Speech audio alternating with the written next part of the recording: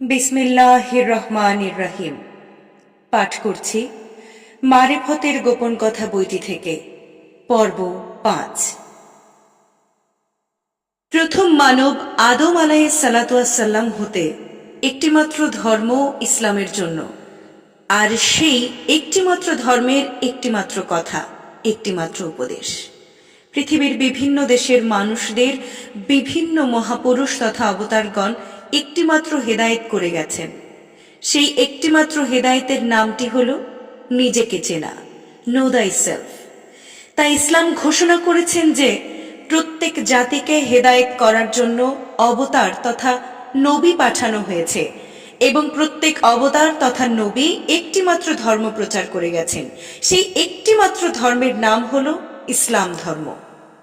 আল্লাহ অসীম, সীমার দেয়ালে তিনি নেই। জ্ঞান অসীম, সীমার দেয়ালে জ্ঞান নেই। যদি জ্ঞানের এখানেই শেষ বলে ঘোষণা করা হয়, তবে আল্লাহরও এক স্থানে এসে শেষ হয়ে যাবার প্রশ্নটি আসে। নতুন নতুন বস্তুর বৈজ্ঞানিক আবিষ্কার এই অসীমতার স্বাক্ষর বহন করে চলেছে। বস্তুর বিজ্ঞানের যেখানে শেষ নেই বলে কোনো কথা আসে না, সেখানে আত্মার বিজ্ঞানের প্রশ্নটি তো আরো ব্যাপক এবং জটিল, এবং ইহারও শেষ নেই। কোরআন শরীফ আল্লাহর তথা অসীমের কথা সমষ্টি।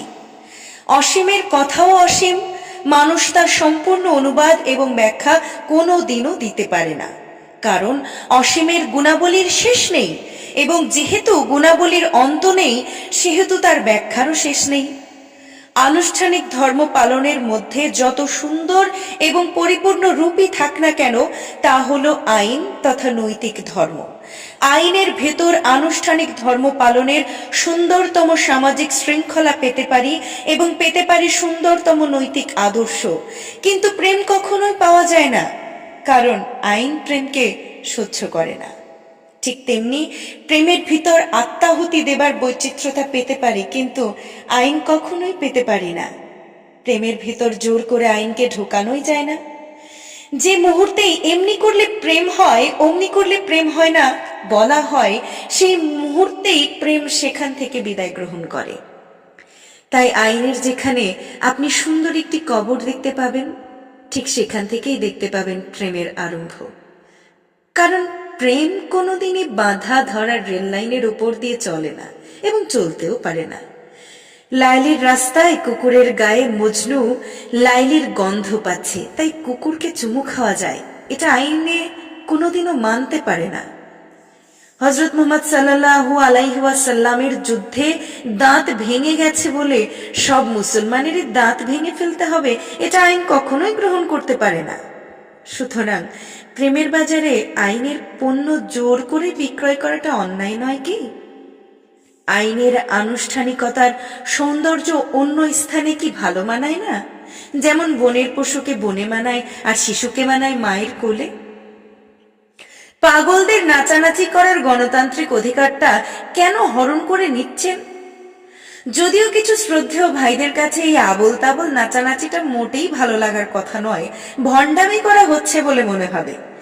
বেদে বিন বাজালে সব জাতের সাপ কিন্তু ফোনা তোলে নাচে না। জাতি সাপের সামনে বিন বাজালেই আর কথা নেই, ছোট মুখটাকে 10 গুণ ফুলিয়ে জজবায় আত্মহারা হয়ে নাচতে থাকে।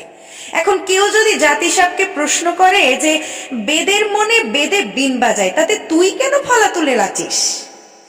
কারণ প্রশ্নের শেষ যেখানে, সেখানে তো প্রেম। আবার বুড়া সাপের সামনে যদি সারাদিনও বিন বাজান, সে ফোনা তুলে নাচা তো দূরে থাক, বরং বিরক্ত হয়ে পালিয়ে যেতে চাইবে। শ্রেণীতে কিন্তু এরা সবাই সাপ, কিন্তু চরিত্রের বিশ্লেষণে আকাশ পাতাল প্রভেদ। সেরকম কি একই শ্রেণীর মানুষের মধ্যে এরকম আকাশ পাতাল প্রভেদের বিভিন্নতা আমরা পাই না? এই বিভিন্নতাও সর্বশক্তিমান আল্লাহরই সৃষ্টি। তাই আপনি কাকে দোষারোপ করতে যাবেন? এই বৈচিত্র্যের লীলা খেলা তো তারই খেলা, তাই আপনি কাকে গালমন্দ করবেন? অতি উঁচু স্তরে যখন আপনার চিন্তাধারার বিকাশ ঘটবে, আপনি দেখতে পাবেন যে গালমন্দ করার স্থান কোথাও খুঁজে পাচ্ছেন না। মানুষকে ধোঁকা দেয় কে? মানুষকে পাপের রাস্তায় কে টেনে নিয়ে যায়? নাম তার শয়তান। এই এক শয়তানি বহু রূপ ধারণ করে মানুষকে ধোঁকা দিয়ে, কুমন্ত্রণা দিয়ে, বিভিন্ন প্রলোভনের মাধ্যমে পাপের পথে নিয়ে যায়। এখন কেউ যদি প্রশ্ন করেই ফেলেন যে শয়তানের আগে তো কোনো শয়তানি ছিল না, তাহলে তাকে কে শয়তান বানালো? শয়তান তো আগে অতি সম্মানীয় আসনে উপবিষ্ট ছিলেন।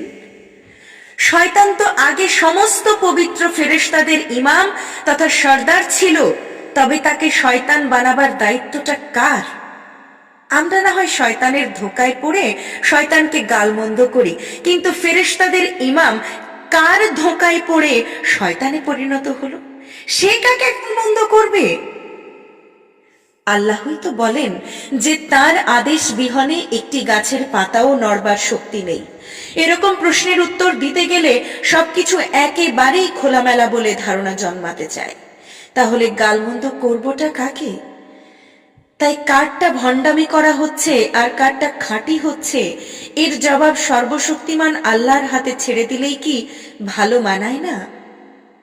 তোমার ধর্ম তোমার কাছে আর আমার ধর্ম আমার কাছে, এরকম উপদেশ কি আমাদের ধর্মদর্শনে নেই? ধর্মে কোনো প্রকার বল প্রয়োগ নেই বলে কি পরিচিত বাক্য মনে পড়ে না? জোর করে মুসলমান বানাও নতুবা হত্যা করো, এরকম কোনো একটি বাক্য যদি ইসলামে থাকতো, তবে সেদিনের পরিচিত পৃথিবীতে একটি ভিন্ন ধর্মের মানুষকে ভর্তা বানিয়ে খাবার মতো পাওয়া যেত না। কিন্তু না, তা নয়, কারণ ইসলাম সাংঘাতিকভাবে পরধর্মের উপর সহনশীলতার ধর্ম।